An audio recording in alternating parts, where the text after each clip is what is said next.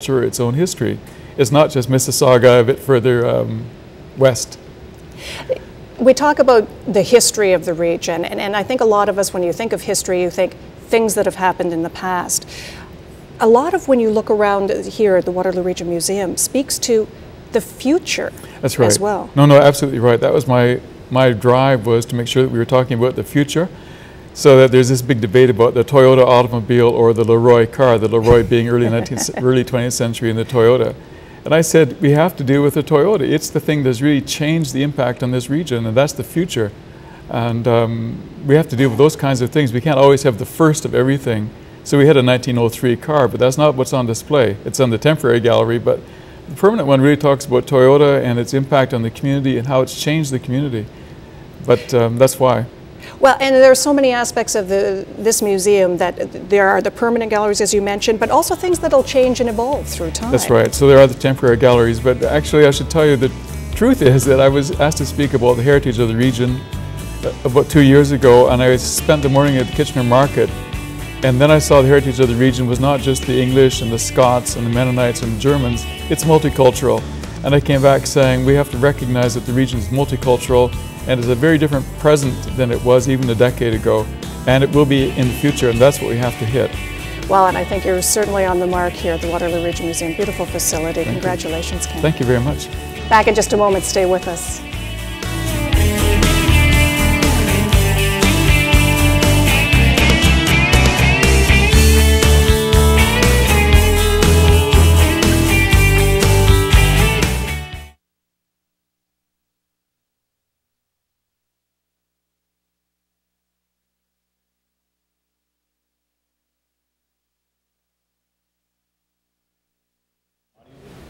As well as using her mic. And let's see how that looks. I don't want any wires hanging out. Okay.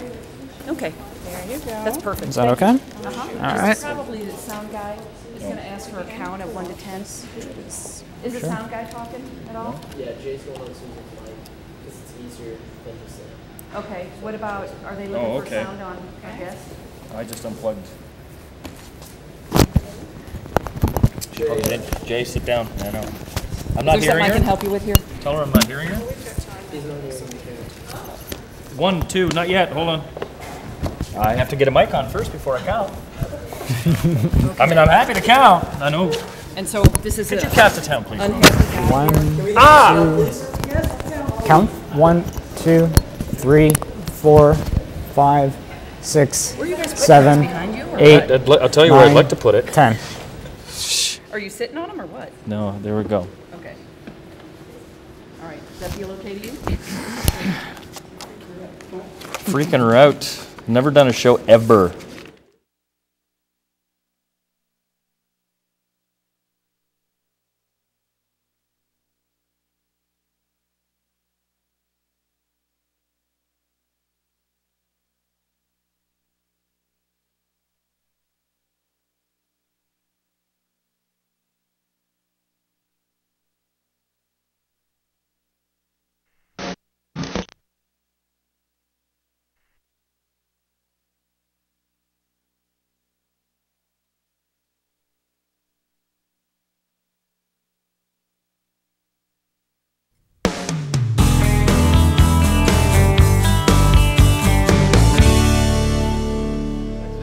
I mean, I don't even know where to begin. We're seeing images of the exterior of this building, and all I can say is that you should see the interior as well.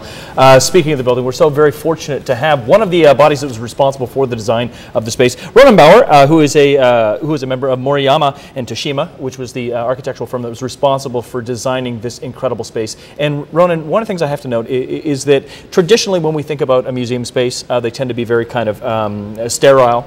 Contrived in a lot of ways, and there is not an inch of this building that doesn't have purpose, that doesn't take into consideration all other aspects of the museum. This is truly a stunning space. So first off, congratulations. Thank you very much. Just a monumental accomplishment. And I have to ask the obvious question. I mean, now that we're here and that the opening's occurred, how does it feel?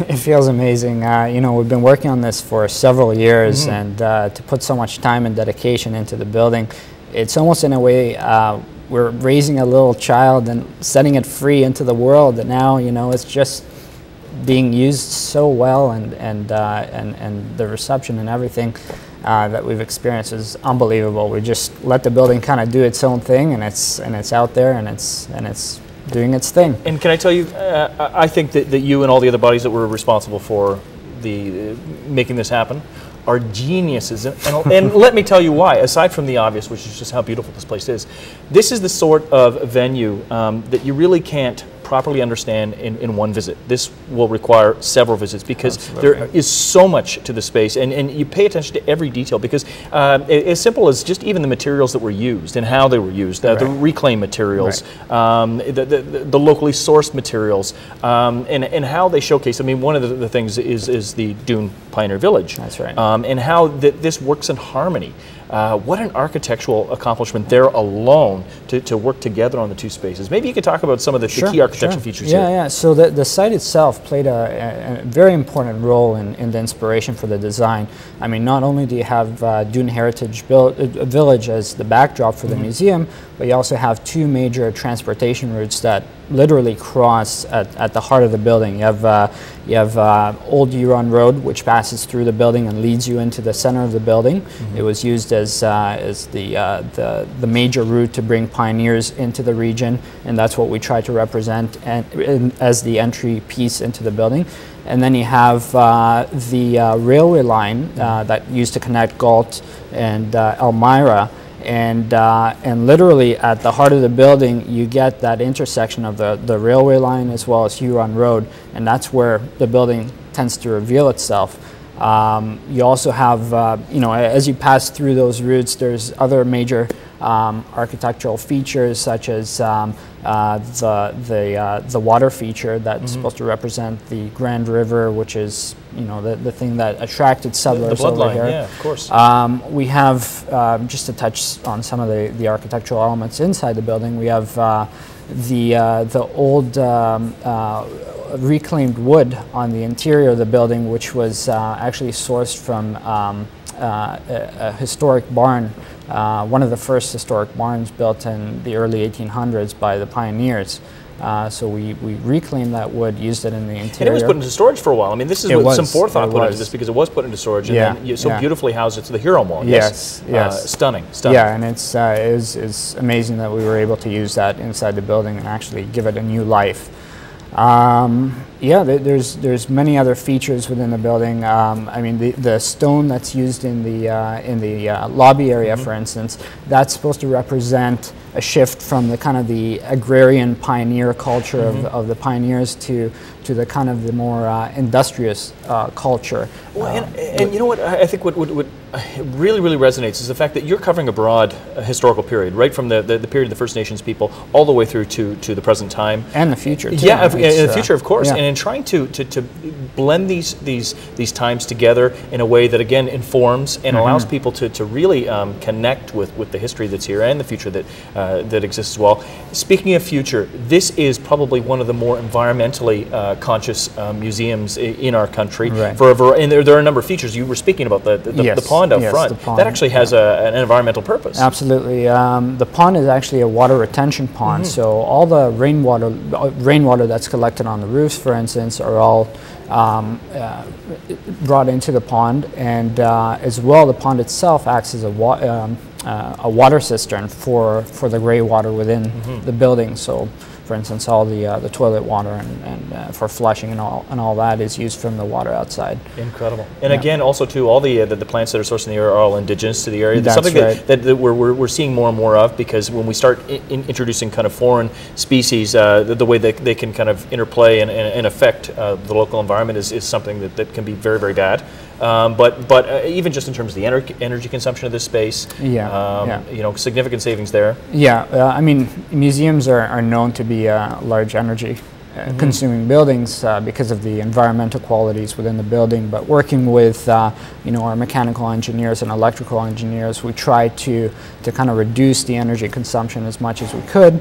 We also introduced, for instance, on the roof, we have white membrane roof, which doesn't create a lot of heat. It kind of reflects the heat off, so that helps with the energy of the building, the amount of energy used in the building. And the other thing too is minimizing light pollution, which I never would have considered. Yes. if you notice at night, there's no light that shines up into the sky from the building. For instance, the colored wall outside. And we're seeing it up on screen right now. Yeah, our approach was to basically not throw light into the sky, but keep it kind of mute and on the wall itself. Rather than having it reflect up into the sky. And let's talk about the colored wall, that the hexadecimal system is there. I mean, this is a feature that is a huge point for discussion. It's so very beautiful. Yeah, so the inspiration for the wall came from basically the traditional quilt making that the pioneers brought with them when they first settled in the region. They used very bold colors and patterns, and we tried to bore that in our design and create basically an architectural expression through color.